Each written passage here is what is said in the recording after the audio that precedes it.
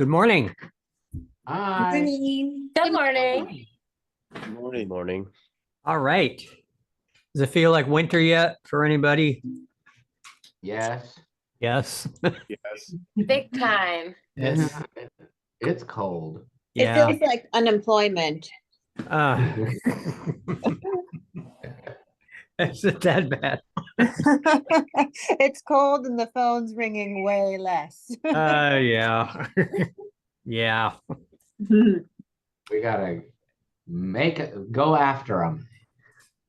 Well, yes, we gotta make the most of it and get through it. That's what it's about.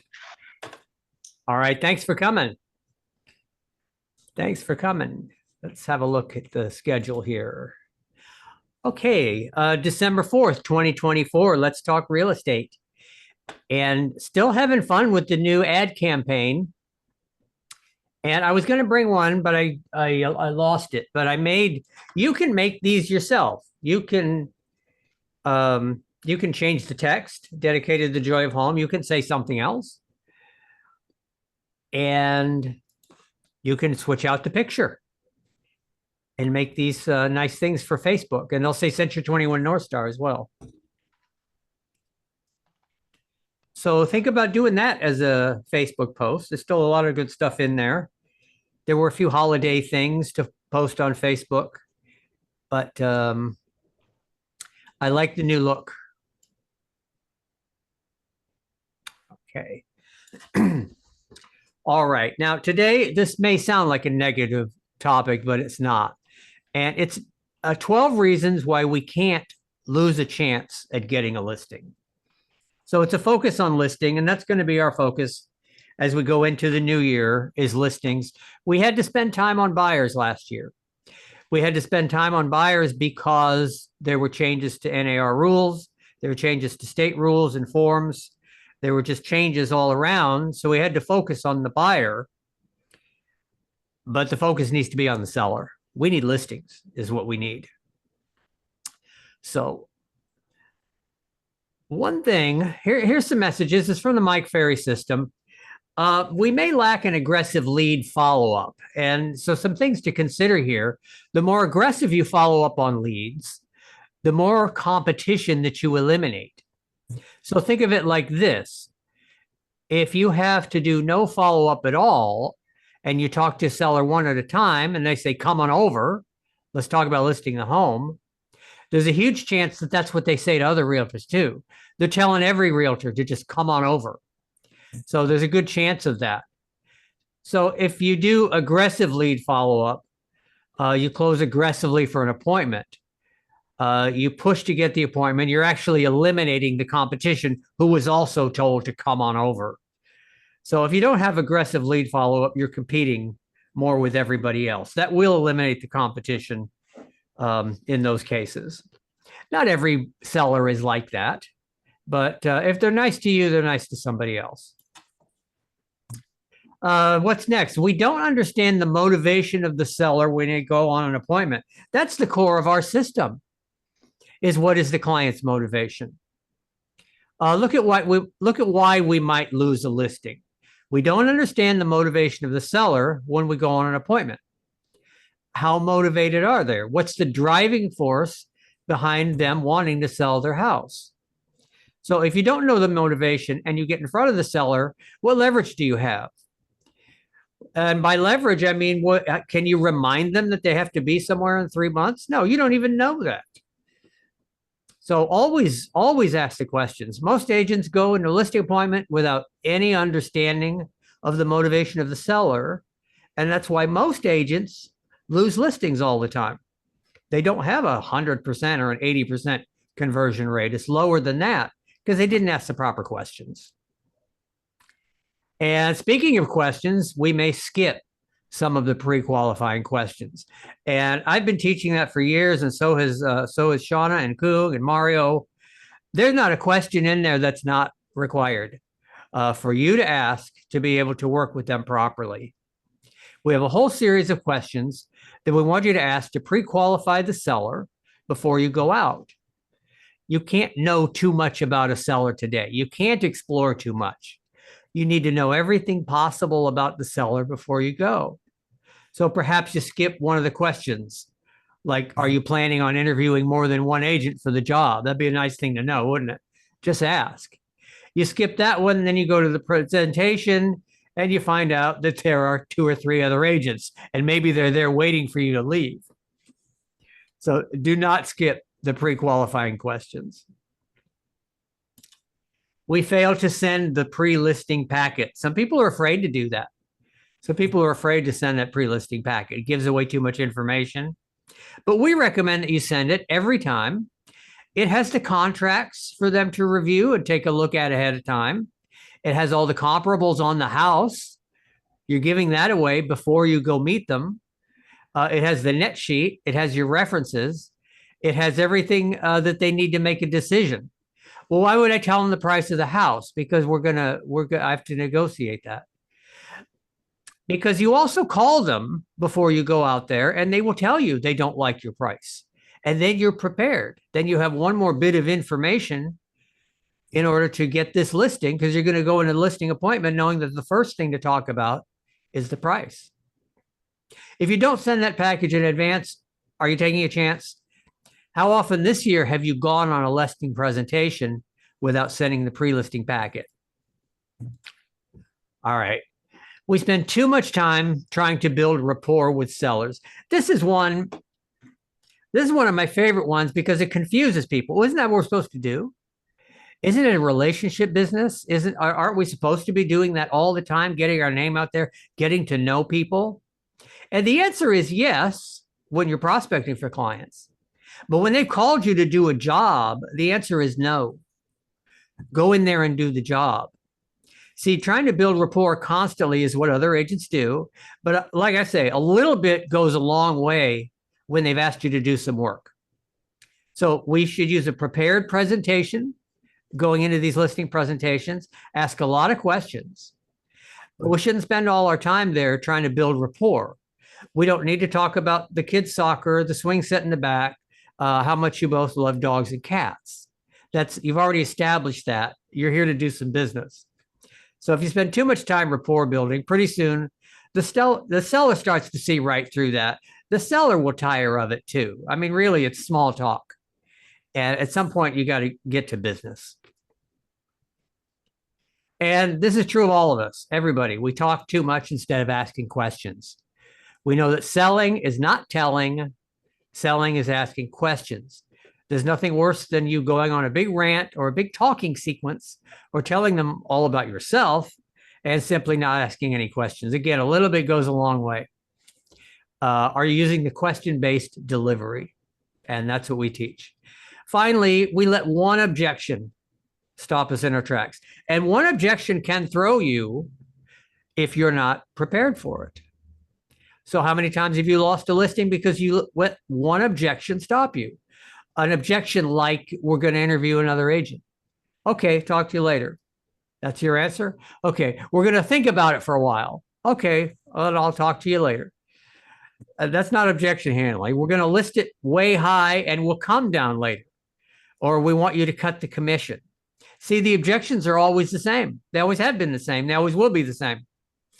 So have a response to that. Don't just say, oh, well, all right, I guess I'll let you deal with that and see you later. No, have a couple of responses to that, just one or two. So you say something, and usually something that, well, we can get moving. If anybody has had a really good listing presentation, it gets really excited about it, you bonded with the client, you said everything, they know the price, you know their motivation is high, and they say, yeah, but Windermere is coming in here later this afternoon.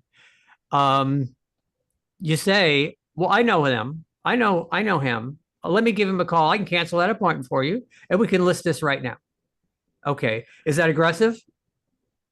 Yeah. Is it aggressive? Is Windermere going to do that to you? Yes. Yes, they are. This is business. You're in there to close an appointment. You're not in there to let every realtor get equal time. That doesn't work that way. So I know that because it happened to me on one of my very first listing appointments. A realtor called me and said, You don't need to go to this house. It's already listed. I thought, oh, interesting tactic, but she got the listing. That's the bottom line. Okay, That's so confidence. I haven't even gone yet, but I'll tell you, it's already listed. exactly. And you know what impressed me about that? She said it with such confidence. And that I always said it with such confidence because maybe because it happened to me, I was able to be very confident in doing it to the next person. It's just the way it is. It's just the way it is. Mm. So, are you prepared to handle every objection you might receive from a seller? If not, let's dig into those objection handlers. All right, so let's take advantage of this year. And now I say the new year because we are coming up to a new year. And it's going to continue to be a strong real estate market. Remember, treat your business like a business. And then let's get down to business. Let's see what we have. Let's see what we have to sell. 20. All right, still dropping. It's still dropping. So that needs to be addressed.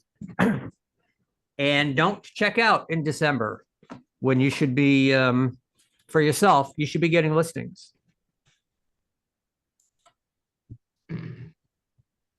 Can you get listings, Shauna? Can you get listings in December? Yeah, I got one coming next week. Okay. Well, what more do you need? Shauna's got one next week. All right, Kung, any activity in the Portland area? Yeah, we have agents still working, writing up offers as well as working on listings. We have a couple listings coming up. I won't announce them yet until they are officially on the market, but I'll let everyone know as soon as that happens.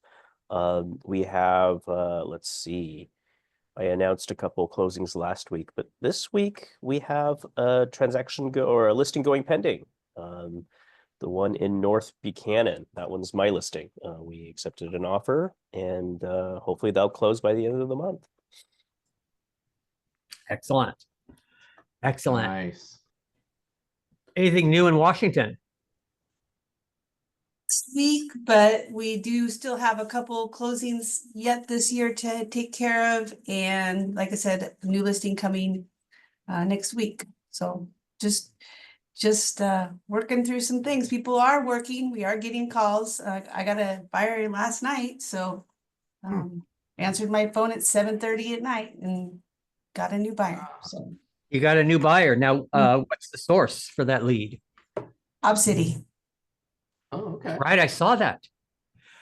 I saw that. I was talking to our corporate guy, Mark Whitmer, and I said, internet leads have just dried up. It's the interest rate, it's this, it's that. We just don't get them anymore. And then this comes in this morning. And I thought, oh, okay, maybe they're back. Well, and there is a shortage of inventory, and that's why it might be important to kind of reach out to neighborhoods and so on. Because I have been hearing that on our broker tours, buyers and not quite enough inventory. And we can see that with the lower listings on our side too. Yeah. Yeah. Mario, how's Idaho? Well, we're moving along. We have 7 listings right now. Augie has 4, Jeff has 1, and Lee has 2. I've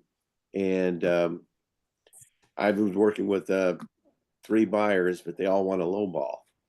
And we made some offers and we got countered, but they don't want to go up. And I kept telling them, "You're like $50,000 off." And they're all like, lowballing the offers.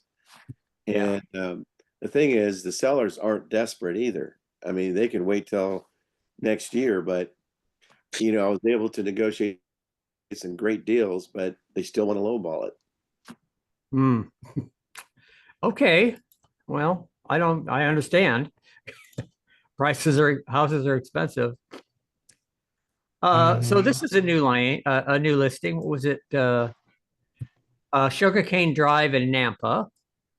Augie Baca. Is it? Yeah, what a wonderful suburban home. Oh, look at that kitchen. I know they updated the kitchen. Very nice. Half hour out of the city. Mm-hmm.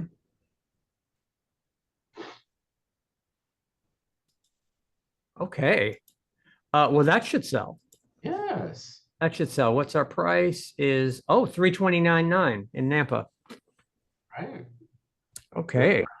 Bolton All right. Sea. Nice. Yeah, good job. Thank you. Thank you. And let's see, well, what's coming up for office events? Cool. See, and for the month of December on the 19th, which is a Thursday, we have Guild Mortgage coming into the office to do a 2025 forecast of the market as well as do business planning. So agents who still need to, get their business plan for 2025 put together, this is a great time to have a financial guy take a look at it and give you some tips.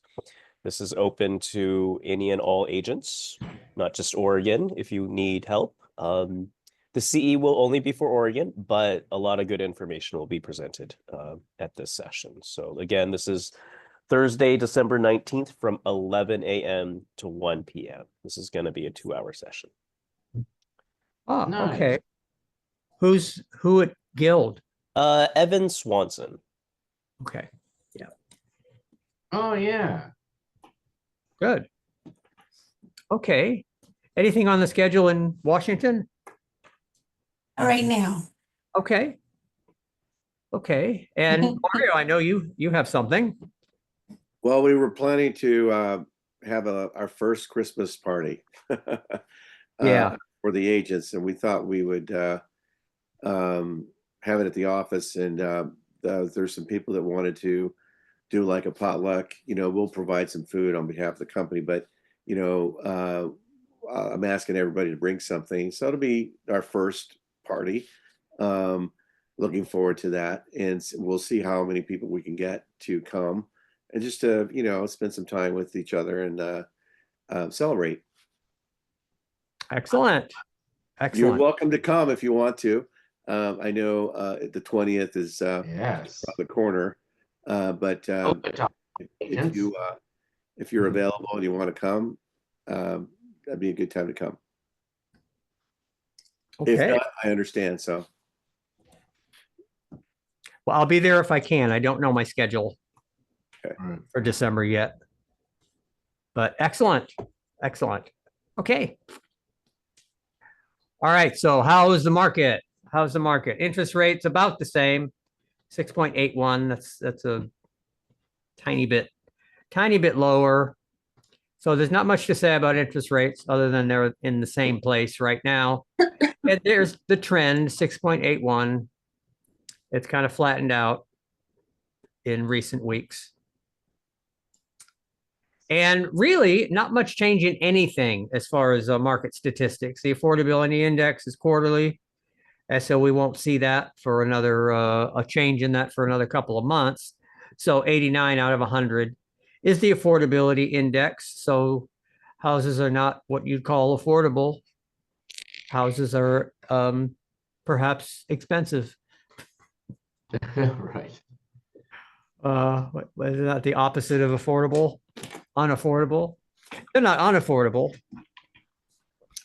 The absorption rate, that is 2.9 months, which indicates what market we might be in the Portland Metro, which is in the seller's market box.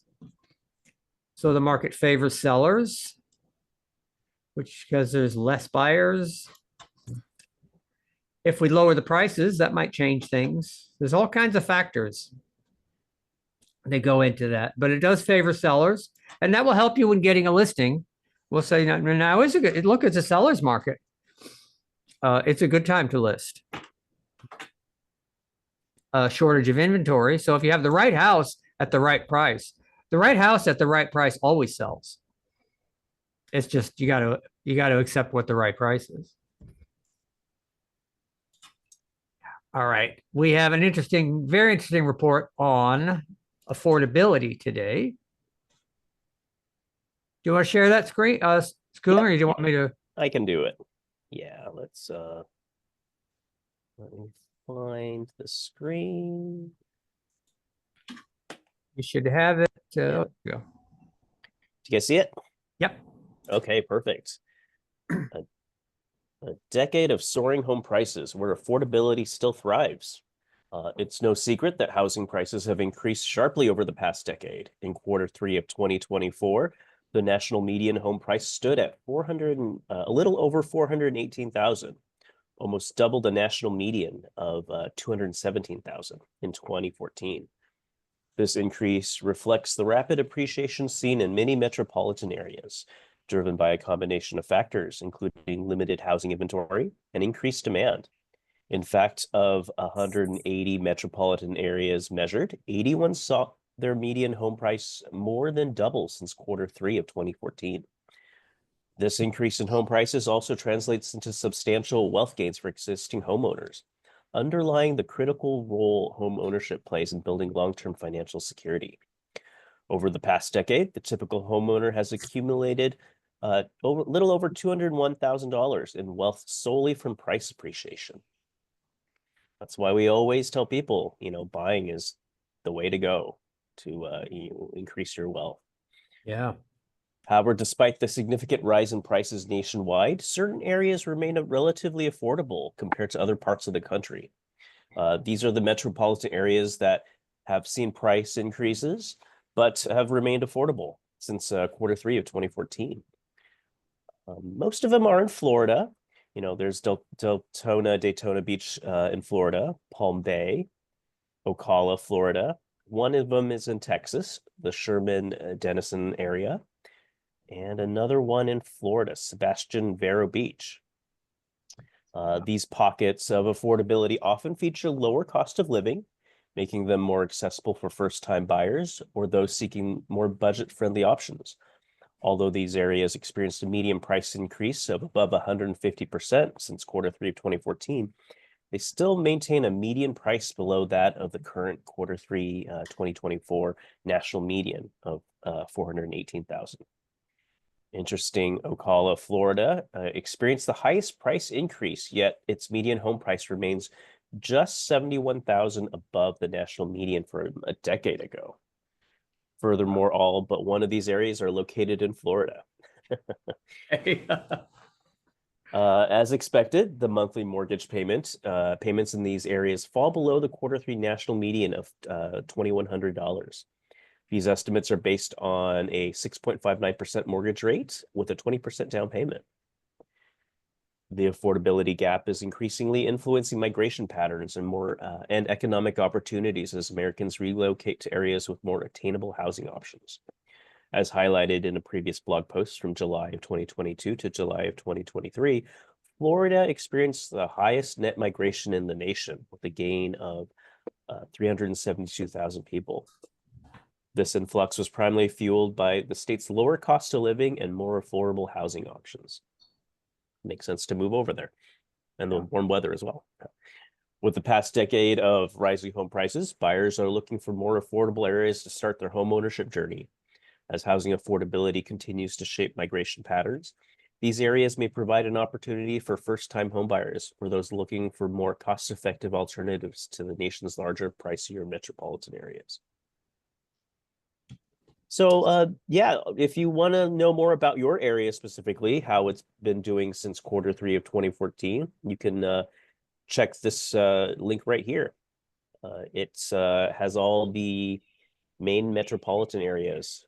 Let's see what we can find. I think Boise City, Nampa, there was an increase of 177% since 2014. Which means about $14,000 increase. Median price is $491, and the monthly mortgage is a little over $2,400 in the Boise, Nampa area. For the Portland Metro and Vancouver, we have some information. There we go. Increase of 109%. With that means 317,000 increase since 2014. Median price of this area is $609, and that means a monthly mortgage payment of $3,100. So there's a lot of good information on this chart or this document with, seeing how much different metropolitan areas have increased. So if you have anybody looking to relocate, you can provide them with this information. Okay. Excellent. Excellent. All right, we're back to that. Let me get back to the screen. Okay. All right, what's next? Scroll down here. Weekly stats. They didn't update the weekly stats. So we are still at 63 days on the market in the Portland Metro. I guess at the RMLS, they took a few days off, but the median sales price in Portland Metro is still $529. And Southwest Washington, 58 days on the market. And your median sales price is $520, average $554. And where are we? Coos Bay, Oregon, 69 days on the market. Median sales price $325. And Canyon County, 52 days on the market, $413,990 is the median sales price. So it's a healthy market. It's just low inventory. The university, I've got everything's to be determined, which usually happens in the winter. They'll fill in the schedule. As we get in the spring, they just started a couple of days ago, they started an Accelerate class. So the next one is March 3rd for the 4-week Accelerate class. Definitely worth looking at if you haven't taken that before. And again, dig into these and get these out. They don't do any good sitting on the server in New Jersey. This information, it needs to be out there on your Facebook and doing you some good.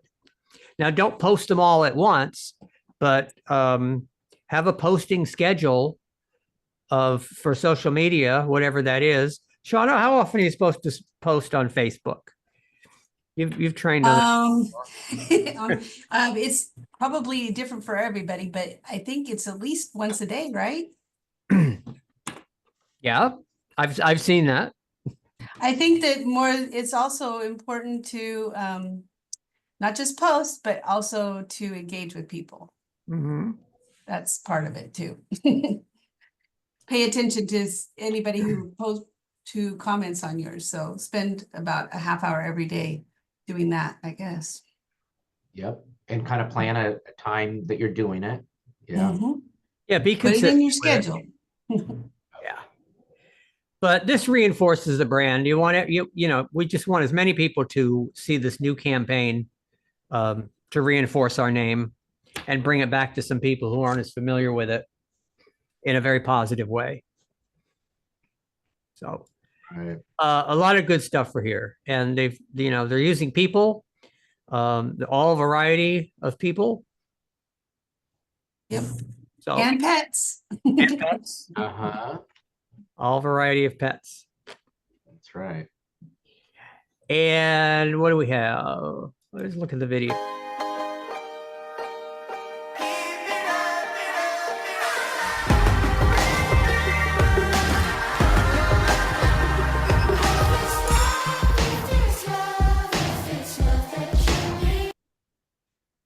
Cat on the vacuum is always a good one. Here's a new one.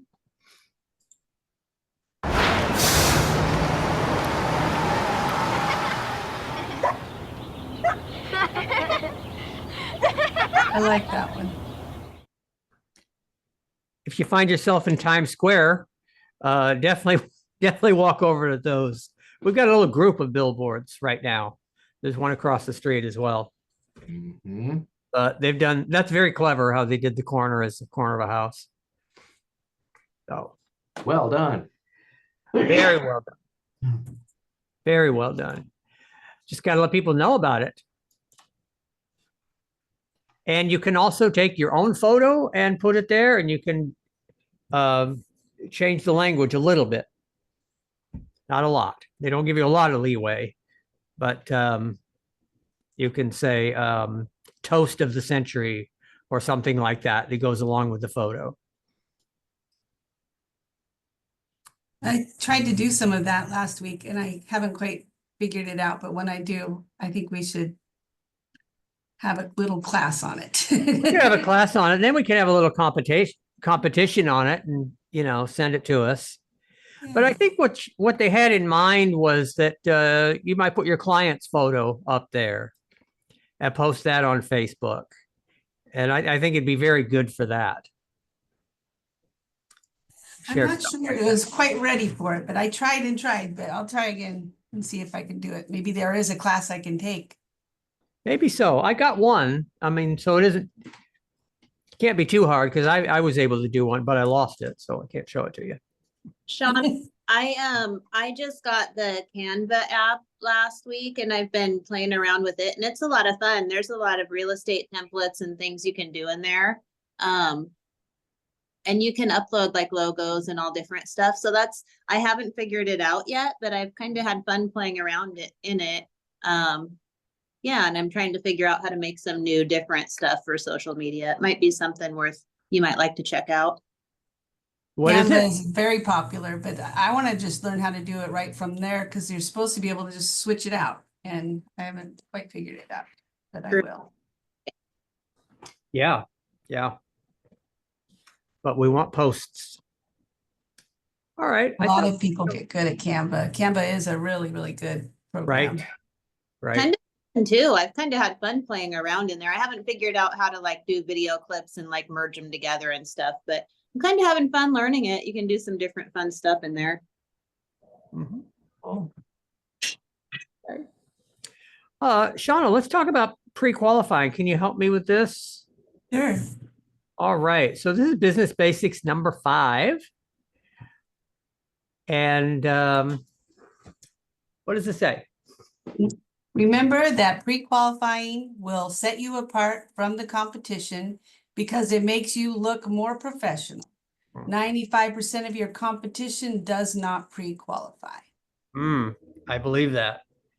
We talked about that earlier. Yeah, it's a game changer once you start thinking about it that way. It really is. I know when I first started the Mike Ferry system, it did improve my percentage of signatures when I went to listing appointments. Definitely. I agree. It's very impressive to have a realtor cut the small talk and get to a list of important, pertinent questions to help you. Yeah. And yeah, other realtors don't get to that point. They really don't. They don't. And not only does it make you look more professional, then you also get smarter about what you're doing with that seller. You get to learn more. So it's a no-brainer. Once you start doing it, you'll never stop doing it because it definitely works. Yeah. Have your lender pre-qualify every buyer from a financial standpoint, and you will pre-qualify regarding their home and their motivation. That's, real estate 101 right there. You got to get pre-qualified. Yeah. And that's that people say, well, what do you mean pre-qualify? The lender's doing the pre-qualification. No, there's two types. How much money do they have? That's one pre-qualification, but why are they doing what they're doing is what we need to know. Yep. Yeah, and if they're not willing to get pre-qualified, then what motivation do they really have? Right. Right. Look for people who have to sell versus those who simply want to sell. While you are pre-qualifying them, having to sell would mean they have a need for a bigger home, a smaller home. There's a divorce, financial issues, relocation, growing a family, or the kids are gone now. Yep. Those are things. Those are the good clients. They're going to do it no matter what. They're not going to waffle around with you. And you know that. So you can help keep them on track. Right. So you simply say, they say, well, we're thinking about moving. And then you say, why? Why are you thinking about it? Yeah. That'll help me, help you. Okay. Spend more time pre-qualifying and less less time building a relationship in order to build the quality of your business. Well, I'm not sure I agree with that 100%.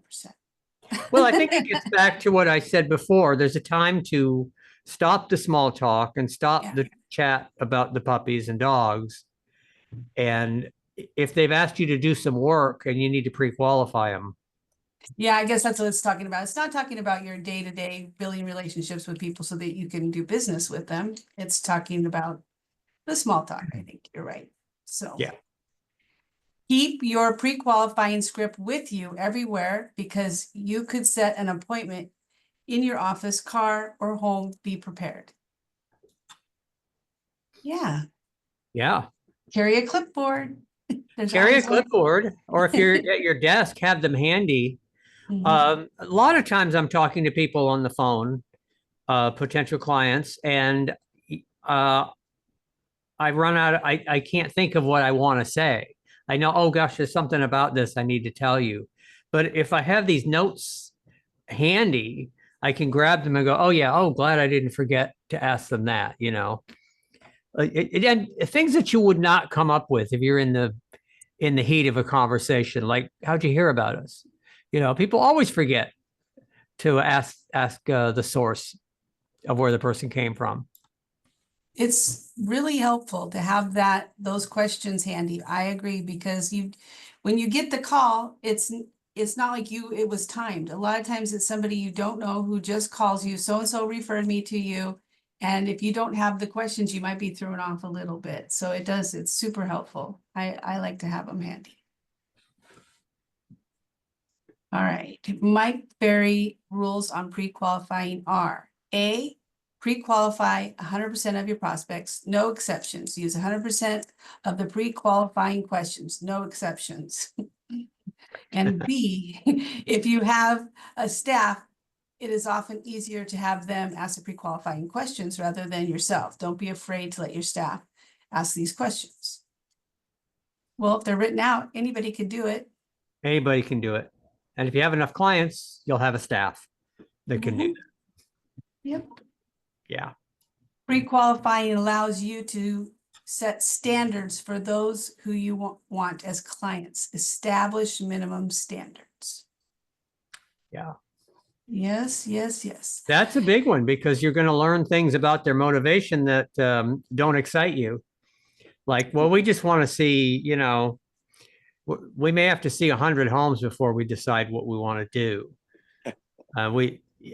This happens to new agents. Someone comes to the area and they don't know the area, and you're the tour guide, and you're going to show them the entire region and maybe do some wine. They're going to ask you where the wineries are. They're going to ask you where every single thing is, and just run your wheels off. So you need It to know happens. that ahead of time. And you need to decide, set your own standards. Oh, well, I'm new. I got nothing else to do. I would actually like to know this area better. So maybe this suits your purpose. But if you're a busy realtor, it does not. You already know where Estacada is. You don't need to go there and look at it today. You might already know where all the wineries are too. Right. Yeah. Mario, were you going to say something? No, I just listening. Okay. All right. When possible, do your pre-qualifying while setting the appointment. It saves time. Yeah. Practicing and role-playing and pre-qualifying questions leads to more confidence, better results, more appointments, and stronger mindset, and more contracts signed. Yeah, practice is good. Want to spend some time practicing these. Pre-qualifying will allow you to have more energy while going on presentations. Yeah. Right. Can be fun. Yeah. If you're ready for an appointment, it's fun. If you're not ready for it, it's a short, Yeah. less fun. It's less fun if you're going to be blindsided by not knowing something important. Well, what happens to real estate agents who do not pre-qualify their appointments? A, they spend a lot of time frustrated with themselves. B, they take overpriced listings and take listings for short periods of time. Right. C, they work too many non-income producing hours. And D, they significantly reduce their hour rate of pay. And E, they usually do not prospect and they do not have many appointments. Yeah, so Yeah. undisciplined. Undisciplined, maybe not as professional as they'd like to be. Maybe opportunists. They don't prospect. They just wait for something that may or may not come along. They're not in the prospecting business. And if you're not in the prospecting business, you're not really in business. You'll take what comes along, and not a lot is just coming along in this market.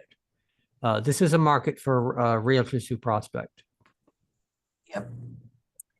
What happens to agents that do pre-qualify their appointments? They're focused on activities that lead to income. They are able to choose the clients that they want to work with, and they have less client problems and more business. Yeah, nice. Nothing drains your energy and your motivation faster than going on a non-qualified appointment. Yeah. Yeah, if it's happened to you, you know, like halfway through it, you're just going, now, I'm ready to pack this up and just. Yeah. How do I get out of here? It's Yeah. not what we thought it was. We should be listing 75% of the people we make a presentation to, pre-qualifying intensely to increase that percentage. Yeah. It's 75 at least. And if you follow the program, I know that you will. You'll be confident. I'm sorry. Yep. It does make you more confident, and you just don't want to waste your time. So you're going to be pre-qualifying, and you're not going to go on those ones that aren't going to turn out. So you're definitely, your number percentages are going to go up. Yeah. When pre-qualifying, if the client answers are vague or unclear, don't be afraid to ask additional questions to determine their motivation. Right. Pre-qualifying will draw out the objections in advance. This way you can be more proactive on your listing presentation. Remember that knowledge is power. You said before that a lot of people are afraid to send their presentation ahead, and I know that's a fact, but it's definitely going to get everything out in the open. And why waste time when if you're miles apart on stuff? Like their expectations are, they want a 2% listing and you want, 6. It may not be worth it to go out. And there's only one last thing. It says, it's okay to lose a prospect or an appointment because of pre-qualifying. It's better to lose them during the pre-qualifying process than to waste your time and appointment. So yeah, that's pretty much. That's the whole idea. The whole idea. Yeah. Don't waste your time. Yeah. The idea of sending them the packet in advance, when you look at the 5-step listing program, one step is to send them the package after you've talked to them and in advance of the appointment. But there's a step in the middle that people miss, is call them. I think it's step 4. Call them. Did you get my packet? And do you have any questions? Yep. That's so important aspect of this, because then you'll know everything when you walk in that front door. You'll know everything you need to know. You'll know that they don't like the price. They will tell you right then, we won't take less than $800,000. And you'll go in prepared for that. You might redo your CMA, knowing that they're going to demand 800,000, and you have to prove that they're getting 750, or there's no reason listing it, or whatever.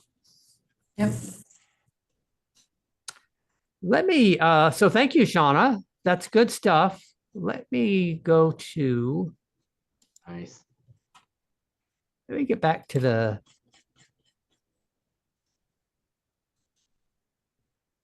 me get back to the page. I just want to remind everybody, all of this information is here in the training hub on where you are today. The training hub, and the password on the training hub is North Star with a capital N. Ah, it is. Okay. And here's where we have just an overview, a collection of our information. And I wanted to go to, so professional basics and business basics. Professional basics is your license. And that's all the training that goes with having your license. And business basics is how do you make money? And I even put this entire program on the blog for each one of these meetings that you can see. Yeah. But I wanted to remind everybody that this is from the Mike Ferry system. And instead of paying Mike Ferry $1,000 a month, you can click on this audio and there's the entire program there that you can listen to in the car, through the car radio. It's really good stuff. And it's very basic, and you listen to them, you listen to them over and over if the topic is of interest to you. But this is really good stuff. So I've made that available to you. Just have a look at that. If you're on a long drive, it's a good thing to run. Your mind will run with ideas, and it'll inspire you on how to do a better job. Motivate you to do your prospecting. Yeah. Talks a lot about prospecting. Okay. And remember to get the word out on this new marketing campaign. Okay, everybody bundle up for winter. And my final message is do not check out like the other realtors are checking out. They are packing in their business and they're going to thaw it out in February or March. And so they are going to lose all the business that's done. And I think maybe in March or April, we'll do a little research and look back over the winter and see how much business was done. And you'll see that only the top agents got that business because they know how to handle that. They know how to keep working at all times. Not to mention several agents have left the industry just in general. So Absolutely. you've got seasonal and just the reality of the market. And that's wonderful news. That means the more clients for you. Mhm. And we need listings. That's right. Inventory. We need more inventory. Yep. Call us if you need us. Okay. Yes. Thank you. And we will see you next time. Thank you. Goodbye. Thank you. Ah. Bye. Thank you. This is our time. No, this is our century. Our gold shines bright. Because this is a network unlike any other. 135,000 affiliated agents across 84 countries and territories. In almost every Spanish-speaking country in the world. This is the most recognized name in real estate. The most respected brand in the industry. That has a nice ring to it. The leader in brand awareness 25 years in a row. This is earning accolades. More accolades. And more. Okay, that's a lot. This is making an impression. Over 27 billion of them. This is showing up big. Here, here, and all across here. Oh, and not just for clients. For the community. We're lifting up others with us. This is not resting on a legacy. This is running on it. Taking all that's been learned and seen and taught and dreamed over the past 50 years to shape and fuel the next 100. Century 21. This is our century.